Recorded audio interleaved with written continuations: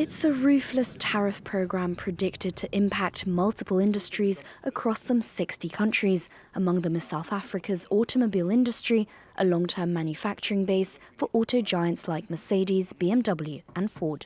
At the Ford manufacturing plants, concerns grow about the production of a new plug-in hybrid Ranger, which has just been launched but could potentially face delays due to tariffs.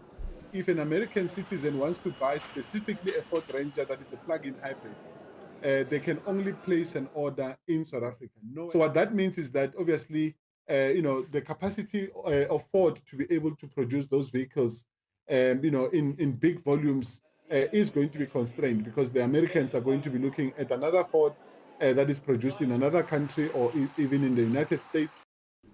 Up until now, South Africa's auto industry had benefited from duty-free automotive exports to the US, with some companies like BMW mostly producing vehicles for the global exports. But this industry, which contributes up to 5% to the country's economy, now fears derailing from Trump's policy change due to an over-reliance on the US market.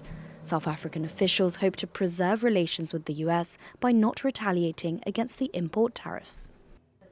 Plant workers at Canada's carmaker Stellantis are also anxious as the manufacturer for brands like Chrysler, Jeep and Dodge announced a production pause at a Mexico plant and began to lay off hundreds of workers in Midwestern states.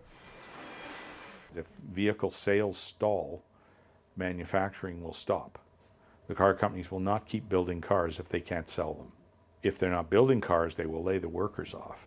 The Canadian Prime Minister has promised to respond by matching the US's 25% tariffs on all vehicles US imported that are not compliant with the Canada-US-Mexico trade